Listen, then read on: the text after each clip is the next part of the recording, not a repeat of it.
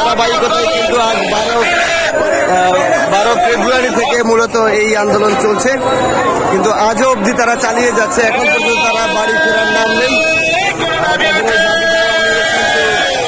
বেশ কয়েকদিন থেকেই কিন্তু উত্তপ্ত এই প্রেস ক্লাব এলাকা, কিন্তু আজকে আমরা যেমনটি দেখছি যে আজকেও তারা এই আন্দোলনে আবারও রাজপথে নেমেছে।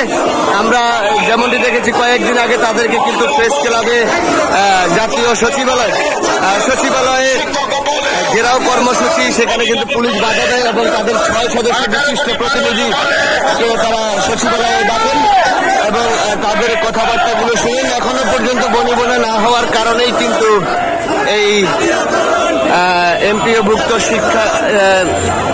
শিক্ষা জাতীয়করণ জোট কিন্তু তারা এই বিক্ষোভ সমাবেশ করছে।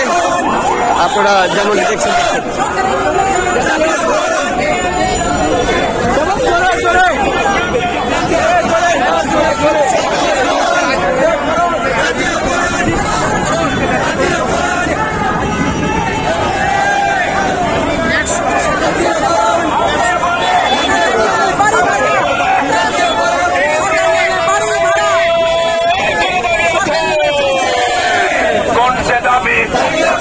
সবাই বলে, আমরা বলি, ছাত্র বলে, শিক্ষক বলে,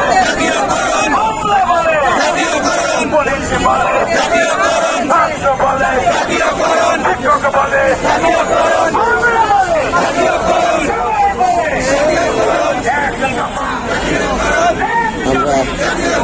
পুলিশকে দেখছি নিরাপত্তা দিতে এগিয়ে এসেছেন।